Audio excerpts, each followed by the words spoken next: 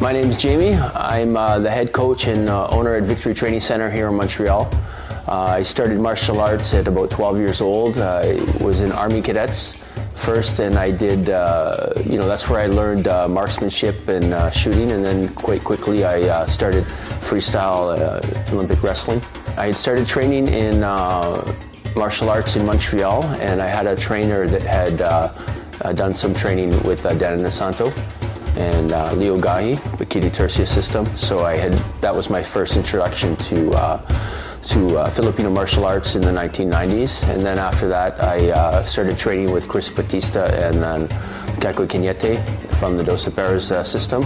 And I was awarded my black belt in Eskrima and Eskrito in Filipino martial arts in 2002 from Grandmaster Caco Cañete himself here in Montreal. I was often training anywhere between 3 to 4 times a week, usually for a number of years.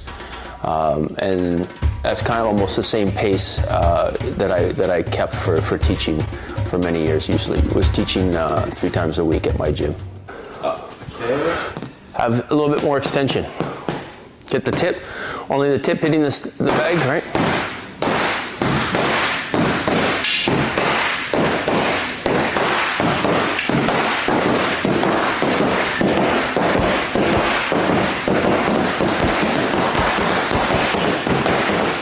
After I had my black belt over 10 years, I just decided, well, I earned the right to be able to do whatever I wanted to do and just to continue my exploration of the art.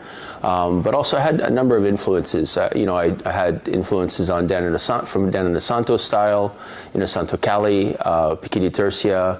I trained with several grandmasters in Dos Peras. So there's a few different influences, but of course also I trained in other martial arts, Brazilian Jiu-Jitsu and boxing and Muay Thai. So I had other influences, including wrestling. So, some things came very easy, such as Eskrito, because I had a grappling background also, and a lot of the disarming techniques that we do as well. It's, every martial art has its kind of specialty. Or its area of expertise. Like Jiu-Jitsu, for instance, they're experts on the ground.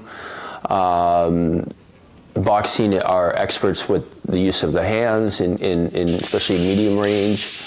So every martial art has its own niche or its own specialty, and I would say Filipino martial arts are especially renowned for its weapons. So that's, for stick fighting and knife fighting. But we have a lot of empty hand training, a lot of weapon disarming. There's actually quite a bit of hand-to-hand fighting also, or empty hand fighting. But it's mostly known for its stick fighting. Oh, let's get a bigger knife. We need a bigger knife.